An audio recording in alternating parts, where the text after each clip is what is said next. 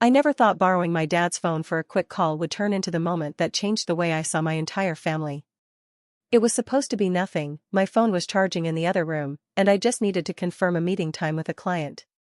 But when I unlocked his screen, I saw a notification from a group chat pop up. The title caught my eye immediately, Real Family. It was such a weird name for a chat that curiosity pulled at me before logic could stop me. I opened it. There were familiar names inside, my dad, my two brothers, and my uncle. No one else. Not me. At first, I thought it was just some inside joke. Maybe they used it to plan golf trips or talk about something boring like investments or car stuff. But then I started scrolling. It didn't take long before my stomach turned cold. The latest message was from my uncle, so the trust papers are finalized. Three-way split, correct? My dad replied right underneath, yes, $2.25 million total, divided evenly between you, Ben, and Chris. Don't tell Emily. She'll just create drama. My name. My dad's words. Staring back at me from a phone I had held 100 times, in the house where I grew up, where I had thought we were a family. For a moment, I couldn't even process what I was seeing. The kitchen light above me buzzed softly, and I could hear the faint sound of my mom's old clock ticking in the living room. I felt completely still, like the air had thickened around me. I scrolled further up, desperate for context, for some misunderstanding that would explain it away. But every message only dug the knife in deeper. There were weeks' worth of discussions, about lawyers, signatures, assets. My father, so calm and practical in his tone, breaking down numbers and logistics, making jokes with my brothers. The trust wasn't some hypothetical thing, it was a real, formal plan. And my name wasn't anywhere in it except in that one sentence warning the others to keep me out. I stood there with his phone in my hand, the same hand that had held his when I was little, when he walked me across the street or helped me climb the jungle gym. And I realized that every warm moment I had ever believed in was built on a lie I didn't know existed. I had always felt a small distance in our family, a kind of invisible wall between me and the rest of them, but I had never been able to name it. I thought maybe it was because I was the only girl, or because I moved away for college while my brothers stayed close. But this was something deeper. I thought about all the times my dad had said, "We're proud of you," in that careful tone of his. About every birthday where he'd hand me a card with a gift that felt obligatory. About every family dinner where conversations slid past me like I wasn't quite part of the same current. I'd always brushed it off as me being too sensitive, too emotional. But now, with one simple message, it all snapped into place. They hadn't just forgotten to include me, they had intentionally decided I didn't belong. My mind kept replaying that sentence. She'll just create drama. Drama. That's what he thought of me. Not his daughter, not someone worthy of honesty or fairness, just a problem to manage. I could almost hear his voice saying it, with that familiar sigh, the way he always dismissed things he didn't want to deal with. My chest tightened as I realized that this conversation probably wasn't the first of its kind. Maybe they had been keeping things from me for years. I put the phone down on the counter slowly, as if it were fragile. The kitchen looked exactly the same as it had for decades, same worn wooden table, same faded curtains my mom had chosen before she passed away. The same refrigerator covered in family photos, including one of me in the corner, smiling with my brothers at my college graduation. I stared at that photo and felt something inside me fracture. It looked like a happy family, but I could see now it was just a picture. A snapshot of people pretending to belong together. I remembered being 16 and overhearing my brothers talking about how Dad was taking them fishing that weekend. When I asked if I could come, he said it was a guy's thing. I laughed it off back then, but now I realized that was how it had always been. Every guy's thing had really been a real family thing. Every small exclusion had been another brick in the wall they built around me. I tried to rationalize it for a moment. Maybe the trust had a reason behind it, maybe there was something legal or technical that explained it. But the words in that chat were too casual, too familiar. They didn't sound like people wrestling with fairness, they sounded like people who had long ago decided I was irrelevant. I walked outside and sat on the back steps, the cold air hitting my skin like a wake-up slap. The world kept moving, birds chirping, a car driving by, a neighbor's dog barking, but inside me everything had gone still. I didn't cry right away. I just sat there, staring at the patch of grass my dad used to mow every Sunday, and felt the slow, quiet realization that I had never really been part of this family in the way I thought I was. I thought about confronting him, about walking back in and demanding an explanation. But what was there to say? The proof was right there in his own words. If I asked, he'd probably just say I misunderstood, that it wasn't about me, that he didn't mean it that way. I could already imagine the look on his face, the practiced calm, the half-smile that always made me doubt my own feelings. So instead, I sat there until the sun started to dip behind the trees, until the air grew colder and my hands started to tremble. I realized then that the hardest part wasn't losing the money or the inheritance. It was losing the illusion. The belief that I mattered to them as much as they mattered to me. That single message thread had done something years of distance never could. It showed me the truth in black and white. My dad, my brothers, my uncle, the people I thought were my foundation, had drawn a line, and I was on the outside of it. When I finally stood up to go back inside, I knew that something fundamental had shifted. I wasn't the same person who had borrowed that phone an hour ago. That version of me believed in family. This one knew better. Working at the family company was supposed to mean something. Every summer since I was 16, I'd clock in at the warehouse, hauling boxes, labeling shipments, and learning the system inside out. My dad used to say he wanted me to understand the business from the ground up, and I believed him. When I graduated with a degree in logistics, it felt like I had finally earned my place, not because of my last name, but because of the effort I had put in. I didn't expect special treatment, just acknowledgement that I'd worked for it. My brothers never had to. They were handed everything the moment they finished school. Ben got a house on the lake. Chris got a brand new Mercedes and a down payment on a condo. I got a pat on the back and a speech about how proud my father was that I didn't ask for anything. That was my reward, respect. Empty words disguised as appreciation. But I kept my head down because I loved the company, because it was supposed to be part of us. I wanted to make it better. I wanted to prove that I could contribute more than anyone expected.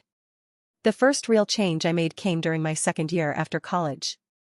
I redesigned the entire inventory process, cutting wasted labor hours by nearly 30%.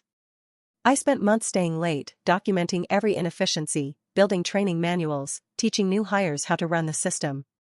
When the numbers came in, cleaner, faster, better, the warehouse manager said it was like watching the place come alive. My dad called it helpful. That was the word he used. Helpful. As if I had organized a bake sale instead of restructuring the entire operational model that was bleeding money. My brothers, meanwhile, were strategic partners. That's what they called themselves when they came into meetings wearing new suits and expensive watches, nodding along to presentations they didn't understand. They got company cars, bonuses, equity talks. I got a desk by the loading dock and more work. When I asked about pay raises for the team I supervised, my dad said, "Let's not rush things. You're doing this because you care, not for the money." He was right, I did care. Too much. I thought loyalty meant something. I thought that being family meant they'd see my dedication and treat me fairly. But the longer I worked there, the more invisible I became. The same employees who reported to me went to my brothers for decisions because that's where the real authority was. When I tried to streamline communication or propose improvements, my suggestions had to be run by the guys first. The guys.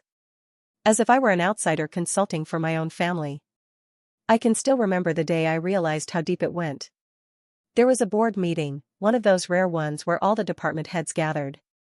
I wasn't usually invited, but the operations manager wanted me there because my new scheduling model had saved nearly a quarter of our annual transportation costs. I spent days preparing a full presentation, charts, data, projections. When I finished, the room was quiet for a moment. Then my father smiled and said, "That's impressive work, Chris. I didn't know you'd taken this initiative." Chris. He thought my brother had done it. My brother, who hadn't even opened the email chain about the new system. He laughed, said something like, "Yeah, it was a team effort," and no one corrected him. Not my dad, not the board, not even the people who knew I had spent months doing that work. I sat there frozen, staring at the slide I had made, my name still written in the corner of the report. But it didn't matter. It was like I was present, functional, but unseen. After the meeting, I walked back to my small office, shut the door, and sat in the dark for a long time. I told myself it was just a mistake, that my father had misspoken. But that was a lie I had told myself for years, over and over again. It wasn't a mistake. It was a pattern. Every achievement I had made quietly became family success, something attributed to the business as a whole or one of my brothers. My efforts were absorbed into a collective narrative where I was never named. Even the staff noticed. A warehouse supervisor once told me, "You do everything around here, but no one gives you credit because they don't like being shown up." He meant it as a compliment, but it felt like a wound. I didn't want to show anyone up. I just wanted to be part of something that was supposed to already include me. When my brothers talked about their roles, they used phrases like legacy and leadership. They talked about the business like it was an empire being passed down. I never heard my name in those conversations. When my father introduced us to partners or clients, I was Emily. She helps out with operations. Helps out. Like a volunteer. Like someone who'd wandered in and decided to lend a hand. The worst part was that I kept giving more. Every time they dismissed me, I worked harder. Every time they forgot my contribution, I found another problem to solve, another process to optimize. I wanted so badly for them to see me that I almost lost myself in the effort. My entire identity became wrapped around proving that I was worth being part of what they already had. But it didn't matter how much I did, how efficient I made things, how loyal I stayed. Because the truth was, they had decided a long time ago that I didn't count. I wasn't one of the guys. I wasn't the kind of person they built things around. I was just the one who made sure it all worked while they took the credit. When I think back on those years now, it's hard not to see how deliberate it was. Every praise I received came with distance. Every "we're proud of you" came with a reminder to stay humble, to not expect too much. I was never forgotten by accident. I was erased on purpose. When the initial shock settled into an icy, furious calm, I did not collapse or scream or demand explanations because I had already learned, painfully and slowly, that my voice in that house had always been the kind that could be smoothed over with a joke or a patronizing compliment, so instead I started to learn in other ways, and the first lesson was to observe how men who believed themselves secure behaved when they thought no one was watching, which is to say they left trails, paper trails. Email threads, meeting notes, half-finished memos, and once I had those I treated them the way I treated the logistics problems I had spent years solving, not as personal ammunition to hurl in anger, but as material to be analyzed, catalogued, and turned into leverage without theatrics. I accessed what I could access because the house where I grew up had always been where I learned to work with the tools at hand, not because I wanted to break anything, but because I wanted the truth in my hands. And the truth was brutal and precise. The trust had been amended, my quarter quietly excised with legal language that read like the careful erasure of a name from a family portrait, not a passionate betrayal but an administrative excision that disguised cruelty as necessity, and the justification left in the lawyer's notes, phrases like too independent, not aligned with company vision, not sufficiently involved, sounded like excuses, like someone rewriting a history to make their choice look reasonable. I did not let myself be reduced to the role they had scripted for me. Instead I catalogued the changes and read them until the margins blurred, not to find a way to retaliate with the same small cruelty but to understand how they thought, what their patterns were, who in the company smiled at their jokes and who flinched when the word legacy came up. And in those margins I found a map of vulnerabilities that had nothing to do with theft or violence and everything to do with influence, perception, and the quiet mechanics of power, the bylaws, the shareholder agreements, the meeting quorums, the distribution of responsibilities tied to titles, the subtle ways credibility was manufactured through appearances at the right events, through introductions to the same people who wrote the checks, through strategic mentions in press releases that made some names look inevitable and others convenient. I taught myself the language of those documents in the same way I taught a new employee to read a manifest, patiently, by tracing one clause to the next, by highlighting what could be challenged, what could be clarified, and what could be leveraged without crossing ethical or legal lines I would never stoop to cross, because my plan was not juvenile vengeance but a reordering based on competence and fairness, in my mind, required that I be visible and irrefutable in what I had already accomplished, so my preparation included assembling a dossier of results, metrics I had delivered, cost savings I had engineered, testimonials from employees I had trained, before and after reports that no one could plausibly attribute to coincidence, and I organized these not as threats but as evidence of value, because value is persuasive in ways that anger is not.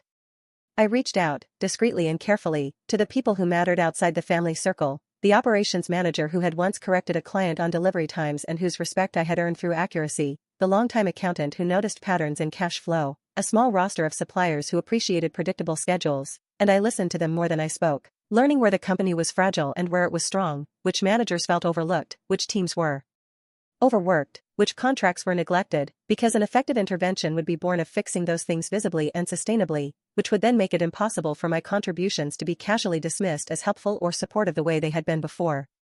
I understood that the theater of a takeover, in the movies, is noisy and cathartic, but in real life the only reliable art is patient accumulation, of proof, of allies, of reputation, and that the most decisive moves were those that changed the narrative in front of other stakeholders without giving my family the advantage of emotional reaction. I began to attend the right meetings not as an interloper but as a prepared professional, submitting proposals with documentation, inviting independent audits where appropriate, and making sure that every suggestion I made came with numbers and a timeline and a clear demonstration of risk reduction. Because when decisions are grounded in data they become harder to ignore and easier for neutral parties, bankers, auditors, long-term partners, to endorse.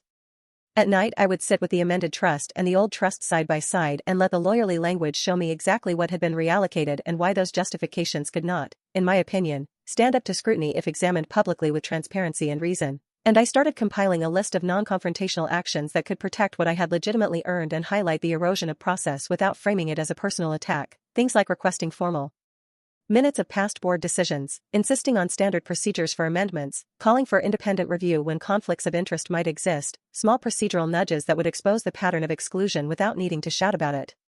I read every corporate governance manual I could find, not to learn how to cheat systems but to learn how to use the rules that were already written to ensure fair treatment, because I had always believed in systems as engines of fairness and now I intended to make those systems work for me rather than against me, and in parallel I cultivated a public record of my work, case studies, white papers, presentations at industry mixers where I was introduced with the right credentials, and slowly, deliberately, I allowed a professional identity to grow around me that was independent of my surname, so that when conversations about leadership inevitably turned toward proven results rather than familial anecdote, my name would be spoken with weight.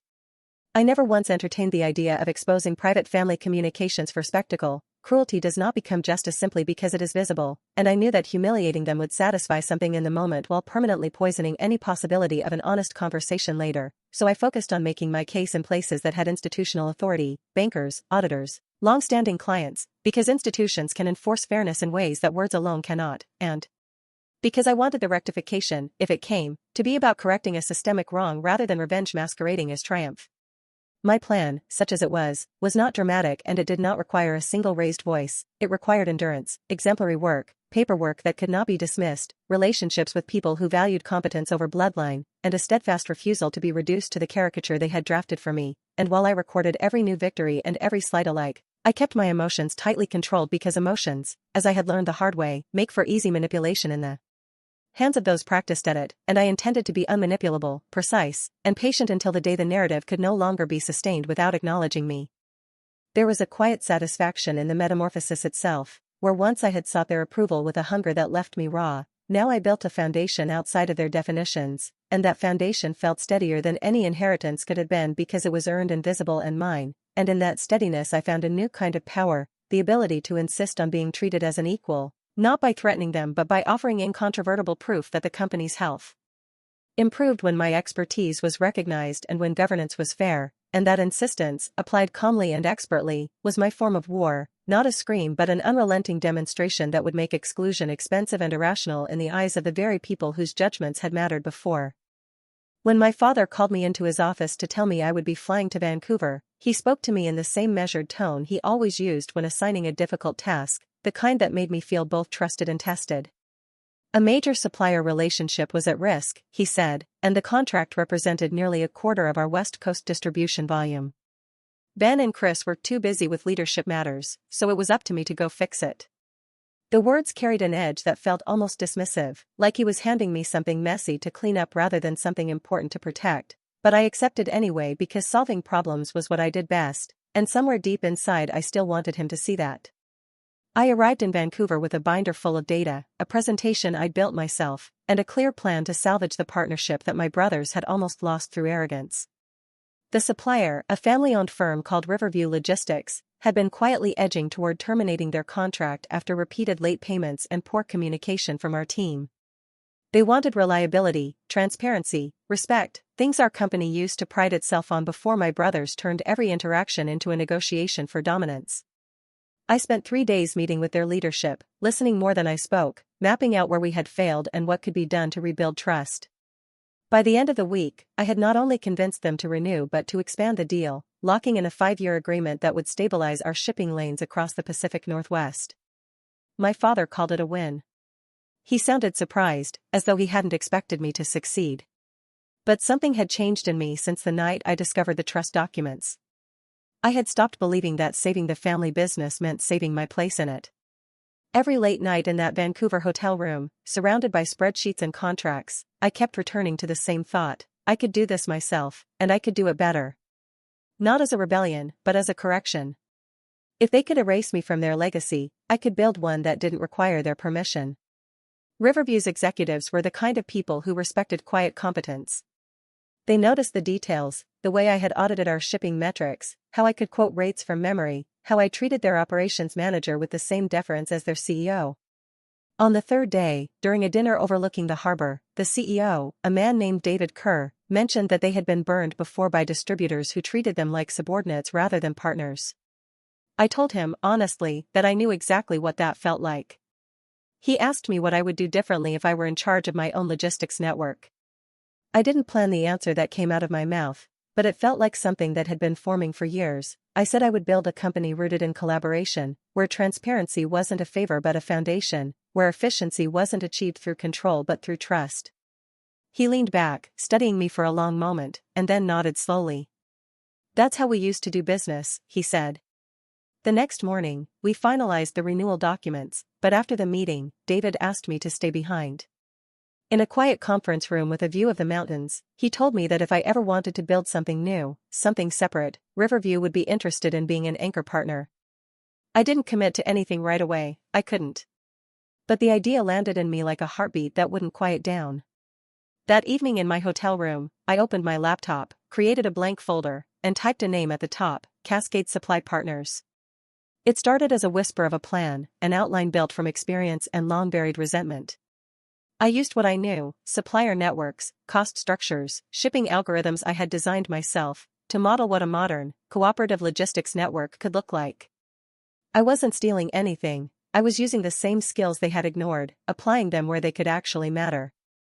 Every file I built, every contact I saved, felt like the slow construction of an invisible bridge leading away from the life they had confined me to. By the time I boarded the plane back home, the contract with Riverview was secure, and my father's business was safe, for now.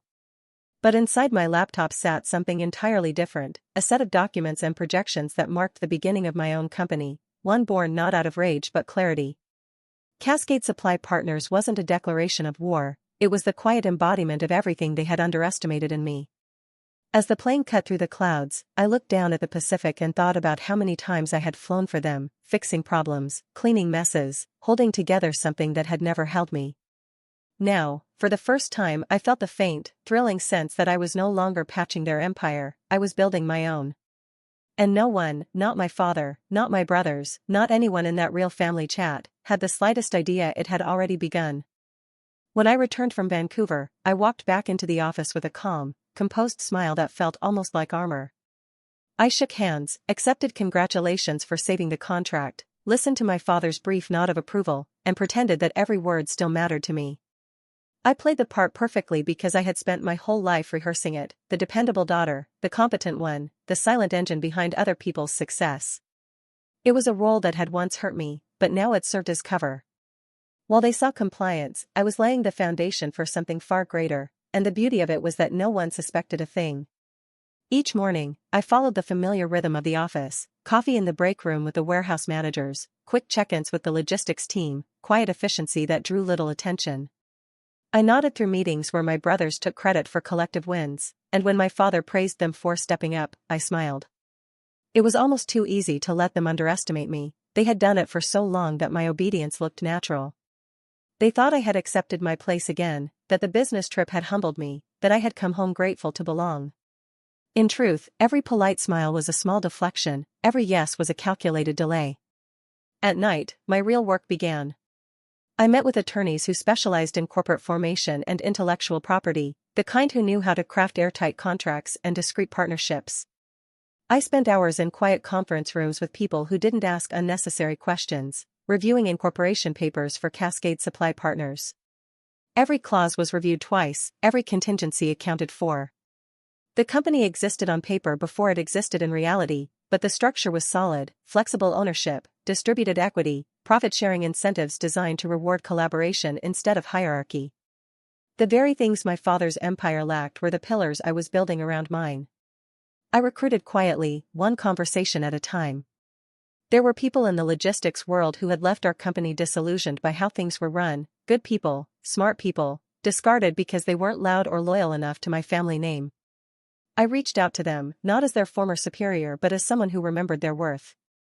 We met in cafes, sometimes over lunch, sometimes late at night when offices were empty. I told them about a new company that valued transparency, innovation, partnership. I didn't need to oversell it, they had lived the same frustrations I had. The first few hires were small, an operations analyst, a systems engineer, a customer liaison, but they were the kind of people who didn't need hand-holding. They saw the vision immediately. Then came the suppliers.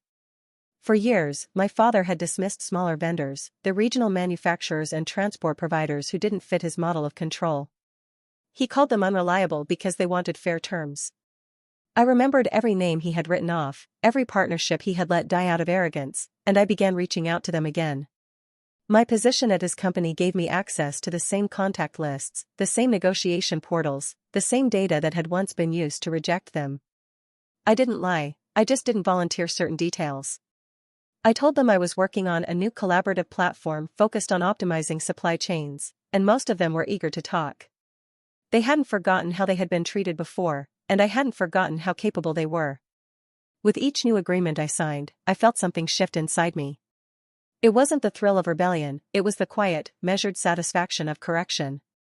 I wasn't sabotaging my father's company, I was doing what he refused to do. Where he built walls, I built bridges. Where he guarded power, I distributed it. Every non-disclosure agreement, every signature, every meeting tucked between my regular schedule was another piece of structure in place. By day, I played my role in his empire, by night, I was drafting the architecture of my own. I remember one specific meeting with my brothers, a weekly strategy session that had become little more than them trading self-congratulations. They were discussing expanding into the Pacific market, talking over each other about branding, pricing, and marketing strategies. I sat there, taking notes, adding data points when asked, my expression neutral. None of them noticed that half the numbers they were using had already been adjusted by me to hide the groundwork I was doing elsewhere.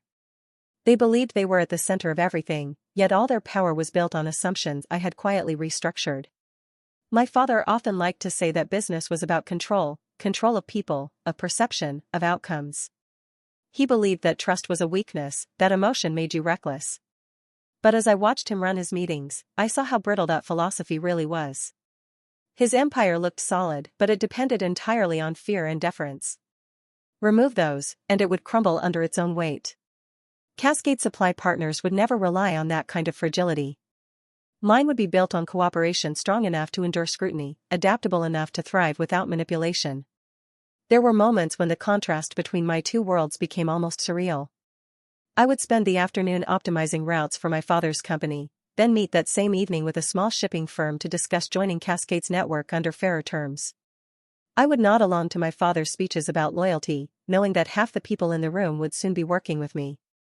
It wasn't revenge in the traditional sense, it was the quiet reclamation of what I had earned all along. The mask of obedience became my greatest protection. It allowed me to move unnoticed, to build in peace.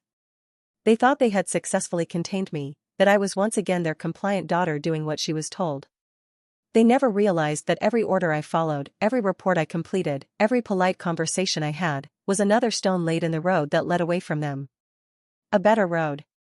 One I was building behind their backs with steady, deliberate precision. The night before I resigned, I sat through one final family dinner that felt more like a stage performance than a meal. The house was exactly as it had always been, polished wood floors, the smell of roasted meat, soft classical music in the background, but beneath the familiar setting, everything felt hollow, like an echo of something that no longer existed. My father sat at the head of the table, cutting his steak with methodical precision, while my brothers traded loud, meaningless stories about deals they hadn't actually closed. They laughed, and I laughed too, because it was easier that way. Every movement I made that night was deliberate, the way I poured wine, the way I smiled, the way I looked at them with what they interpreted as warmth. It was all theater. I told them how great it was to be home again, how much I'd learned in Vancouver, how proud I was of what we'd achieved as a family. Each word tasted bitter, but it served a purpose. My father nodded, satisfied, clearly convinced that the incident of me feeling excluded was behind us, that I had learned my lesson and come back into the fold.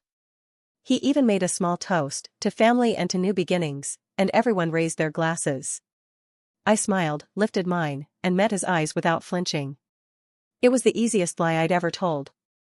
The next morning, before anyone arrived at the office, I printed my resignation letter on clean white paper.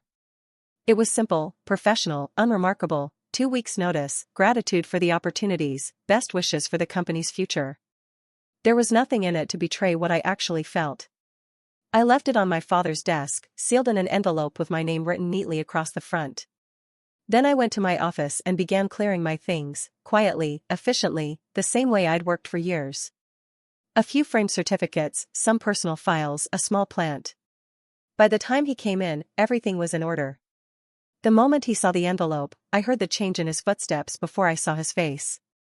The calm rhythm of his morning routine broke into sharp, uneven strides, and within seconds his office door flew open. "What the hell is this?" he demanded, waving the letter as if it were an act of treason. His voice was raw, the way it got when he lost control, when his authority was challenged. I looked at him steadily and said, "It's exactly what it says." He read it again, as if the meaning might change. "You're quitting?" he asked, his tone incredulous. "You can't just walk away. You're part of this." That word, part, cut through me, but not in the way it used to. Once, it would have made me question myself, my loyalty, my place. Now, it only confirmed how little he understood. I told him I had given notice, that I would ensure a smooth transition, that there was nothing more to discuss. His face reddened. He started shouting about family, duty, legacy, all the same words he had used to control me my whole life. The irony of it was almost poetic. He was finally panicking over the loss of someone he had spent years making invisible. Ben and Chris must have heard the shouting because they came rushing in, looking half concerned, half confused. Come on," Ben said, using the softened tone he reserved for moments when he wanted to sound reasonable. "Let's talk about this. You don't have to do anything drastic." Chris nodded quickly. "Yeah, Dad's just upset. Don't make this harder than it needs to be." I could see it in their eyes. They didn't understand what was happening, not really. To them, I was just having another emotional episode, something that could be fixed with a family meeting and a round of apologies that meant nothing. But I wasn't emotional. I was calm in a way that unnerved them. I told them all the same thing: I appreciated the opportunities, but it was time for me to move on. I said it with a steady voice, measured and polite, the way I would deliver a business presentation. My father slammed his hand on the desk, shouting that I was being ungrateful, that I was walking away from everything they'd built. I looked at him and said quietly, "You made sure I was never part of what you built." The silence that followed was heavy enough to feel physical. They didn't know, of course, that by the time I handed in that letter, Cascade Supply Partners already existed as a legal entity, that contracts had already been signed, that suppliers and employees were already on board. I wasn't leaving to find something new. I was leaving something I had already outgrown.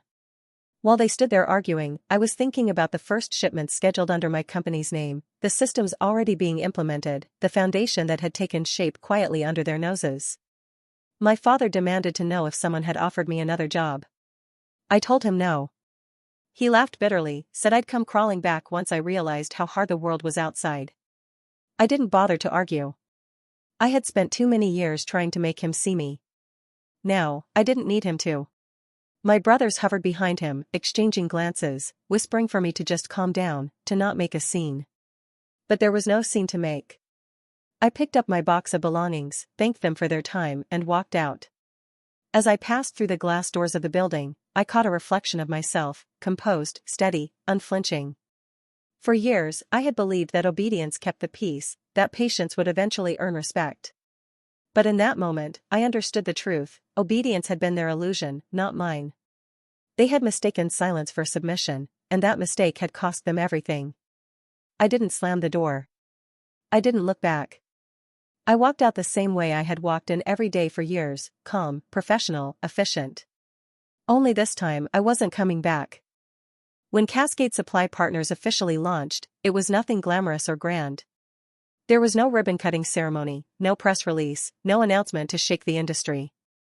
It began quietly, in a modest warehouse on the outskirts of Portland, an unremarkable industrial building that I rented under a subsidiary name to keep attention away.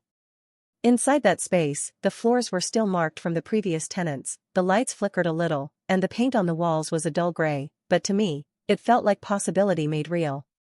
I furnished it with essentials, steel shelving, a handful of reliable forklifts, a small team that knew how to work without being told twice, and a server system I had built from scratch with software that could handle real-time inventory optimization.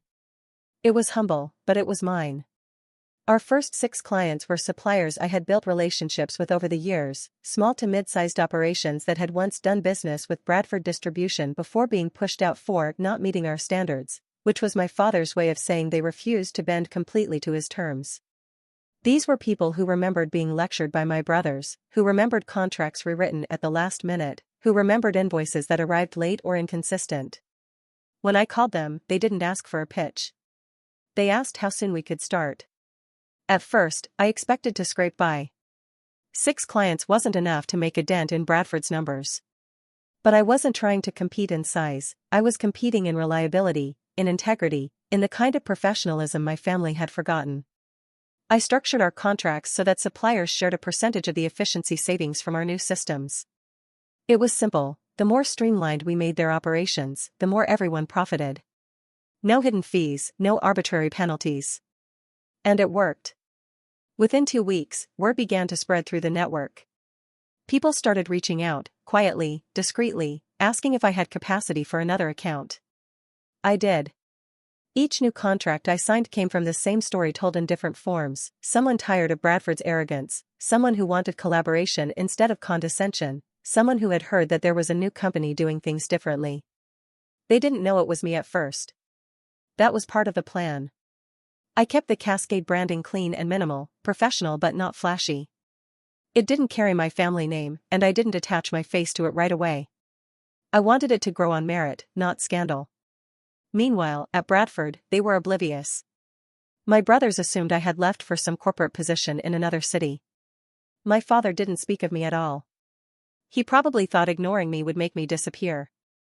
What he didn't realize was that I had already started absorbing his business piece by piece, not through theft or deceit, but through competence. Clients who had grown weary of excuses began migrating to Cascade because I offered what Bradford could not: transparency, respect, and results.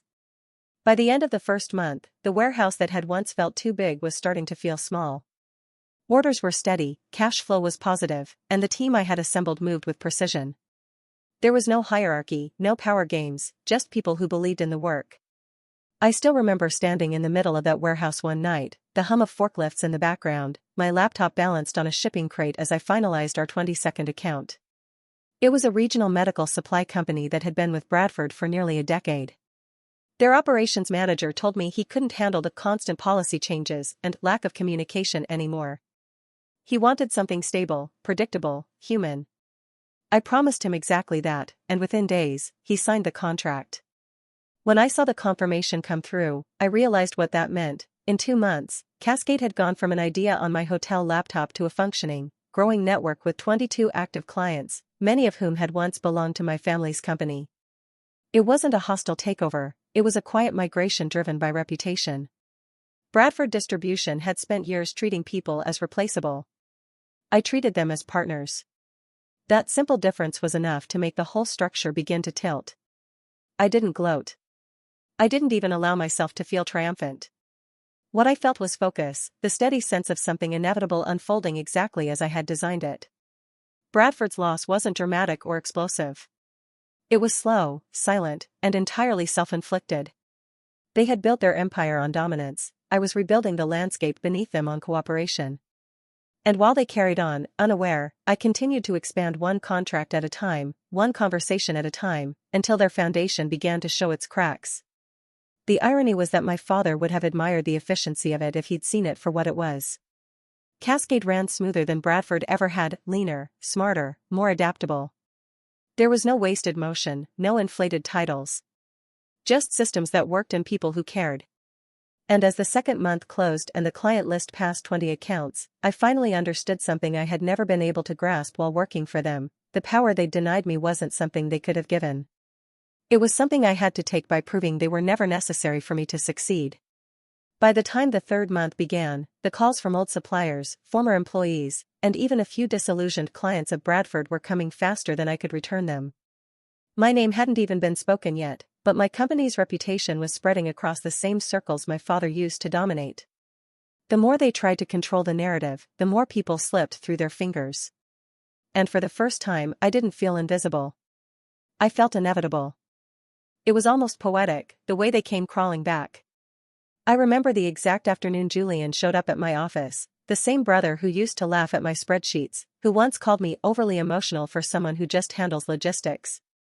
He arrived unannounced, looking pale, exhausted, his usual confidence replaced by the kind of nervous energy that only comes from desperation.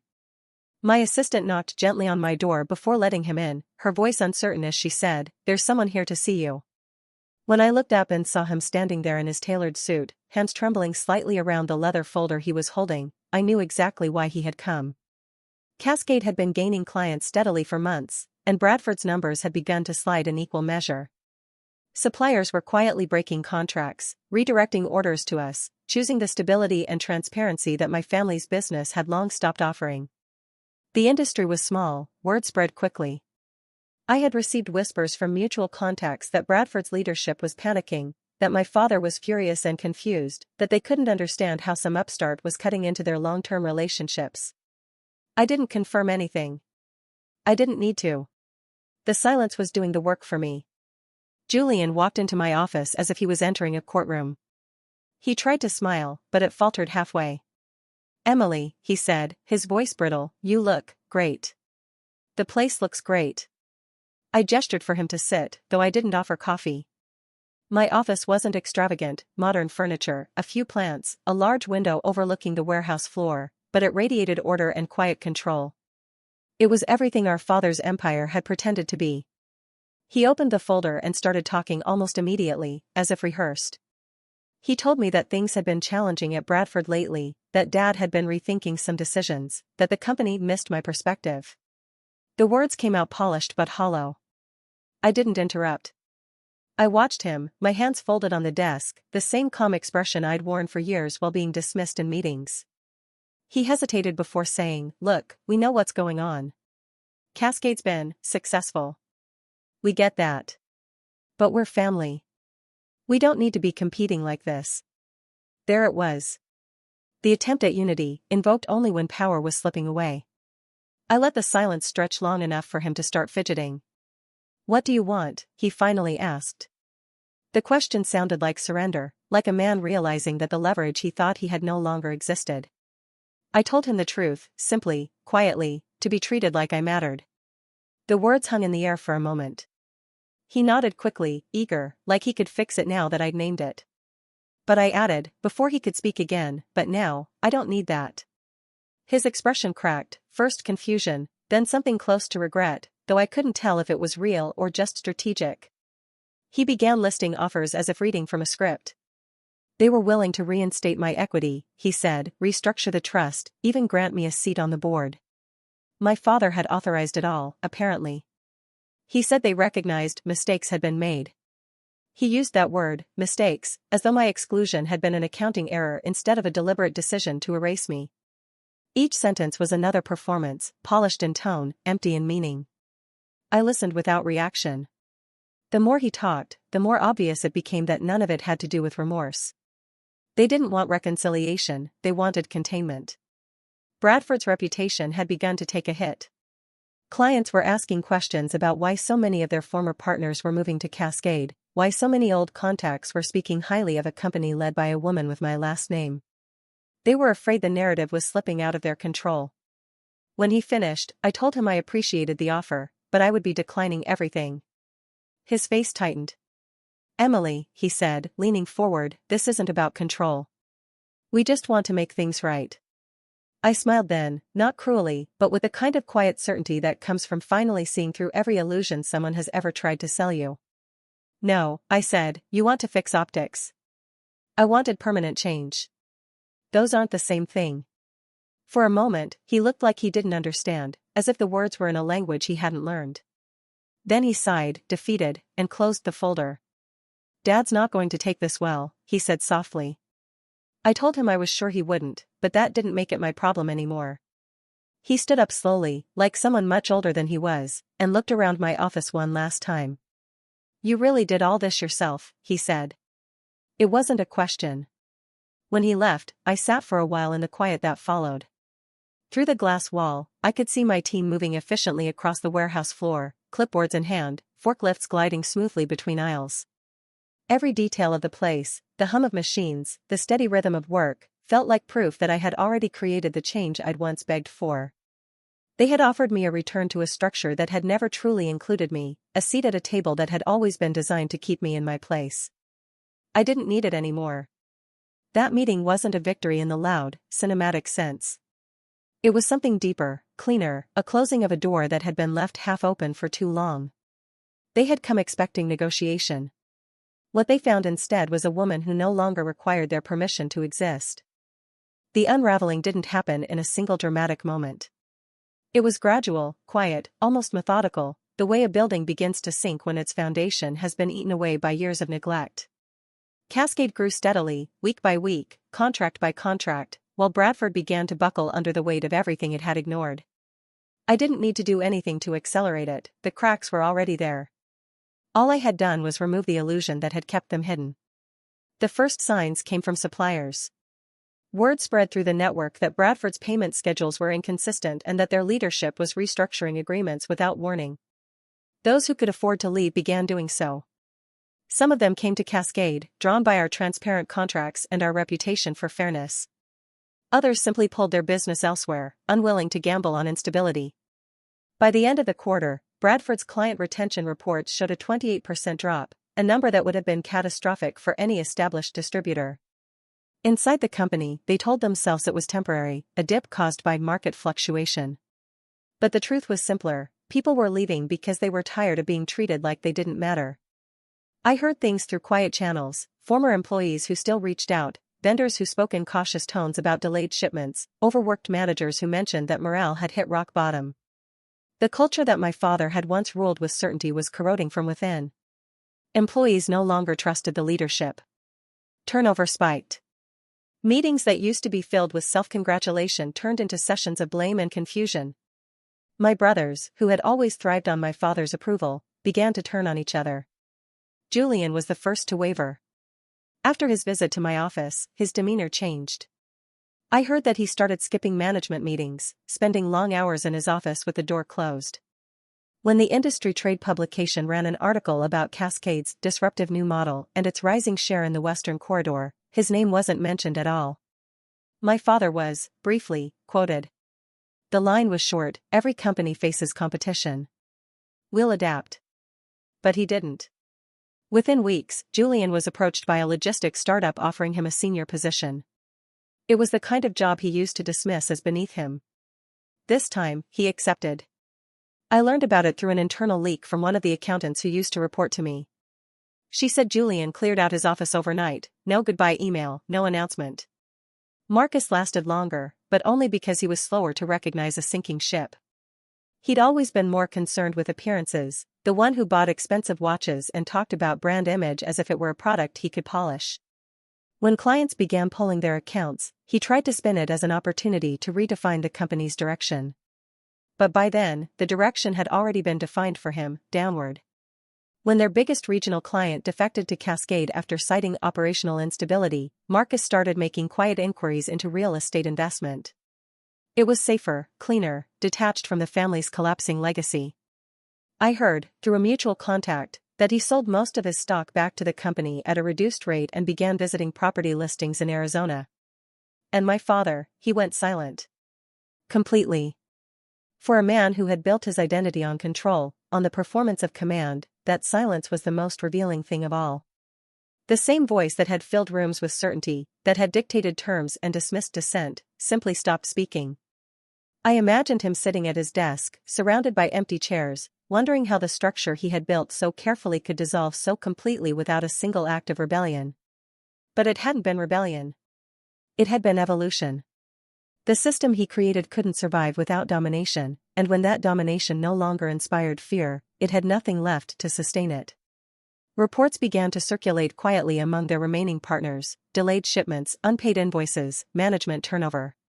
Internally, employees started to leave in waves, many of them sending applications directly to Cascade. I reviewed each one personally. Some were people who had ignored me when I was there, who had treated me as a background figure. I didn't hold grudges. If they had skills and sincerity, I hired them. The irony was never lost on me. Bradford's own people were helping build the company that was replacing them. Every month that passed made the picture clearer. Cascade grew in revenue, reputation, and reach. Bradford contracted, defensive and disoriented. The same suppliers who once feared my father's disapproval now spoke openly about how much easier it was to work with us. They said things like, "You actually listen and we feel respected." It wasn't flattery, it was relief. The difference was palpable in every conversation. Through it all, I never raised my voice once. There were no public confrontations, no press statements, no vindictive gestures. I didn't need them. The truth didn't require amplification. I had spent years being told that control came from dominance, that strength required volume. But I learned that the most devastating kind of power is exercised quietly, through competence, through consistency, through the calm execution of what others called impossible. By the time the financial year closed, Bradford's balance sheets were bleeding red, their accounts shrinking, their legacy evaporating piece by piece. And yet, I felt no triumph, no gloating satisfaction. What I felt instead was clarity. Their empire had collapsed under the weight of its own arrogance, undone not by sabotage but by the absence of empathy, by their refusal to adapt, by the simple truth that people remember how you treat them. I didn't destroy Bradford. I had only built something better beside it, and the contrast did the rest. The last meeting wasn't planned as a confrontation. It happened because my father requested it through an intermediary, a mutual acquaintance who phrased it carefully, saying he just wanted to talk. I agreed on the condition that we meet somewhere neutral, no boardrooms, no offices, no power symbols. We met at a small cafe downtown, the kind of place where no one wore suits and the sound of the espresso machine filled every silence. It was the first time in months that I had seen him in person. He looked older, smaller somehow, as if the weight he'd carried for decades had finally started pressing inward. His voice, when he greeted me, was soft in a way I didn't recognize. He wasn't alone. My brothers were already seated when I arrived, Julian fidgeting with his phone, Marcus staring down at his untouched coffee. They all looked tired, drained in a way that success used to protect them from. I sat down across from them, calm, composed, my hands folded on the table. My father started speaking almost immediately. He talked about family, legacy, mistakes. He said he had been thinking a lot about how things had unfolded, how they had handled things poorly. He used the kind of language that sounds like apology but is really a negotiation. Finally, he said it outright, "Come back. Be a partner. We'll fix the trust." The words hung in the air, fragile and heavy at the same time. I watched him, trying to read the man who had taught me to equate silence with power. For years, he'd been the unshakable figure in every room, the one whose approval I'd chased like it was oxygen. But now his eyes had lost that certainty. There was pleading in them. He said that things were harder than they'd expected, that the company needed a steady hand, that he missed my perspective. Julian nodded quickly, adding, "You built a lot of what we had, Em. We should have given you more credit. We can make it right now." Marcus stayed quiet, his gaze fixed on the table, as if even he didn't believe the words being said. I listened to all of it without interrupting. I let them spill every rehearsed phrase, every promise, every offer of restitution. They talked about equity, about partnership, about how the trust could be restructured so I'd get my share. It was all presented with a veneer of sincerity, but beneath it, I could feel the desperation. They didn't want reconciliation. They wanted stability, my stability. Cascade's success had exposed their fragility, and now they were trying to reclaim what they had lost by rewriting the story as one of mutual healing. But I had long stopped mistaking their guilt for change. When they finished, I took a slow breath and looked at each of them in turn. "You think I did this because I wanted revenge," I said. My father opened his mouth, but I didn't give him the chance to respond. "I didn't. Cascade isn't about you. It's about what business could be if it wasn't built on fear and control. It's everything I hoped Bradford would become: efficient, transparent, fair. You had the resources to build that. You chose not to." Julian tried to argue that times had been different, that they had just followed Dad's lead. Marcus muttered something about legacy, about keeping things in the family. My father leaned forward then, his hands trembling slightly as he said, "You've proved your point. You're capable. We all see that now. But you're still one of us. This can be fixed." There it was again, fixed. As if the past could be edited like a contract, as if the years of dismissal and exclusion could be patched over with new signatures and promises. I smiled, not unkindly, but with finality. "No," I said. "You can't fix something that was never broken for me. I've already moved on." For a moment, no one spoke. The noise of the cafe filled the space between us, the low hum of conversation, the hiss of steam, the clatter of cups. My father's eyes dropped to the table. Julian exhaled sharply, as if he'd been holding his breath. Marcus finally looked up, and for the first time, he seemed to really see me, not as the sister who had left, but as someone entirely separate from them. I told them that Cascade wasn't about revenge anymore, and it was true. It had started from anger, from pain, from a need to reclaim what they'd taken from me. But it had grown into something cleaner, stronger. It was a company that paid its people fairly, that honored its contracts, that treated its partners like collaborators instead of subordinates. It was proof that success didn't require cruelty, that power didn't have to come from fear. Everything they had failed to be, I had quietly become. When I stood to leave, my father reached out as if to stop me, but his hand fell short. He didn't speak. None of them did. I placed a few bills on the table for my coffee, even though I hadn't touched it, and gathered my coat. I told them I wished them well, and I meant it, not out of forgiveness, but out of release. As I walked toward the door, I could feel their silence following me, heavy and unfamiliar, the kind of silence that comes when people finally realize they have no power left to command the room. I didn't look back. I stepped outside into the cool air, the sound of the city moving around me, and left them sitting there in silence, surrounded by everything they had built and everything they had lost. 6 months later, the end arrived not with headlines or spectacle but with a court notice and a line of employees carrying boxes out of a building that had once been the symbol of everything my family believed they controlled. Bradford Distribution, the company that had defined 3 generations of our name, filed for bankruptcy. I found out officially through a business news alert, though I had already known it was coming. The rumors had been circulating for weeks: missed payments, dissolved contracts, a final attempt to merge that collapsed when their last major client withdrew. Still, seeing it in print, seeing the words "assets to be liquidated," carried a strange kind of weight. It was an obituary written in legal language. I went to see it for myself, not out of satisfaction but because some part of me needed to witness the conclusion of what had shaped my life. The building looked smaller than I remembered. The once burnished sign that read Bradford Distribution was streaked with grime, the edges rusting where the gold paint had peeled away. A few cars were parked out front, but the lot was mostly empty. I stood across the street, unnoticed, watching the last fragments of the company being dismantled piece by piece. Trucks idled, movers carried out file boxes, a forklift lifted what looked like old office furniture onto a trailer. It was surreal, the quietness of it all. There was no drama, no crowd, just the quiet exhaustion of an ending that everyone involved had seen coming and no one had been able to stop. Through the glass doors, I could see a few familiar faces, employees who had been there since I was a teenager working summer shifts. People who had once smiled politely but never quite met my eyes after meetings. Their expressions were blank now, a kind of numb professionalism that masks disappointment. They didn't know I was there, and I didn't want them to. I heard later that Julian had already moved on to his new company months before the final filing, and that Marcus had sold his remaining shares at a loss. Neither had attended the final staff meeting. My father, according to court documents, had signed the dissolution papers himself, his signature neat and steady as always. He hadn't made any public statements, and there were no interviews, no explanations. Just silence.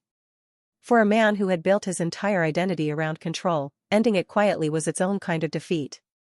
Standing there, I didn't feel the triumph I once thought I would.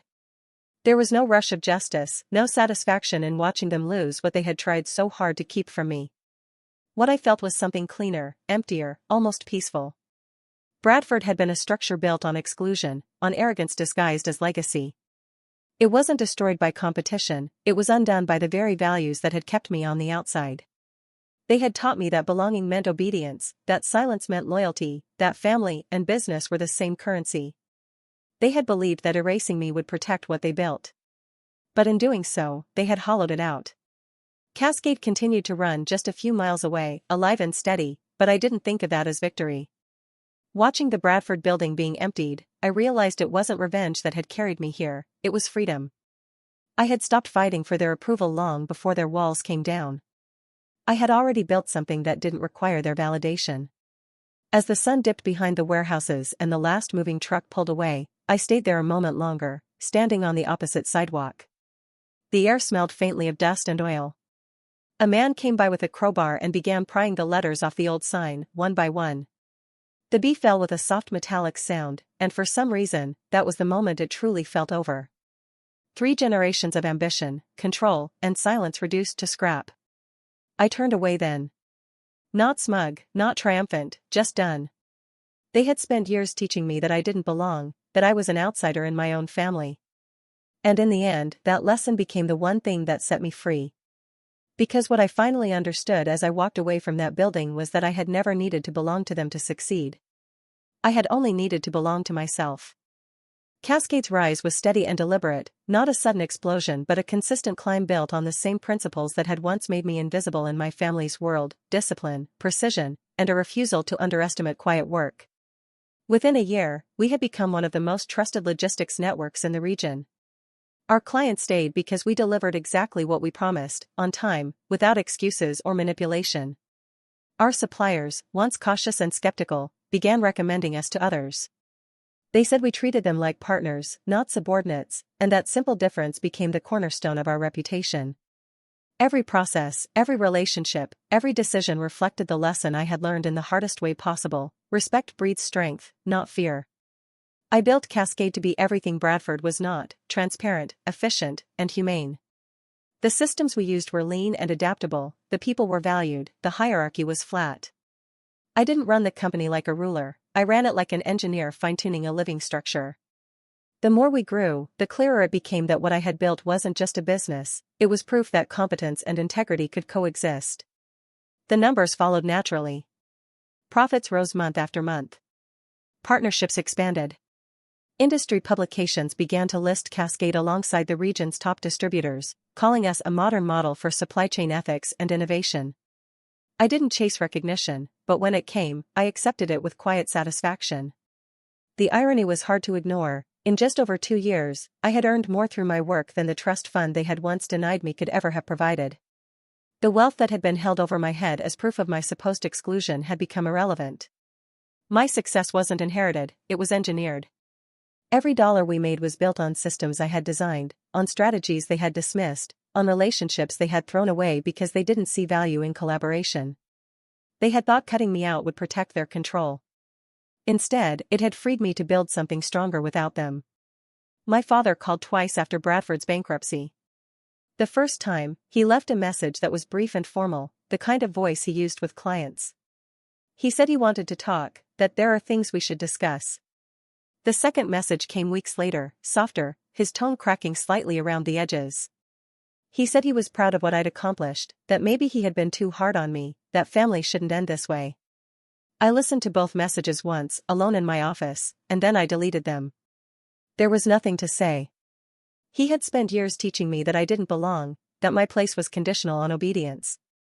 Now, I finally understood that exclusion had been the greatest gift he could have given me. It forced me to find worth that didn't depend on anyone's permission. I thought, sometimes, about the phrase from that group chat, the one I had seen on his phone that started all of this. Real family. At the time, those words had gutted me, reduced me to something peripheral, unworthy of belonging. But as Cascade grew, those 2 words took on a different meaning. They became a reminder of what I had overcome. My company had become a kind of family too, a network of people built not by blood but by shared purpose, by trust freely given and earned in return. It was real in every way that theirs had never been. The empire I created didn't come from vengeance. It came from the quiet, relentless need to prove that exclusion couldn't define me. I never needed to tear them down, they did that themselves. All I did was take what they had taught me, the discipline, the control, the precision, and strip away the cruelty, the arrogance, the blindness that had hollowed them out. The result was something stronger, purer, built not on fear but on fairness. Sometimes people asked if I felt sorry for how it ended. I never answered. Regret wasn't part of the story anymore. Bradford had been about legacy. Cascade was about evolution. One consumed itself, the other adapted. That was the difference between inheritance and creation. When I thought back to everything they had said, that I was too independent, too emotional, too disruptive, I could finally see it clearly. They hadn't been wrong about who I was.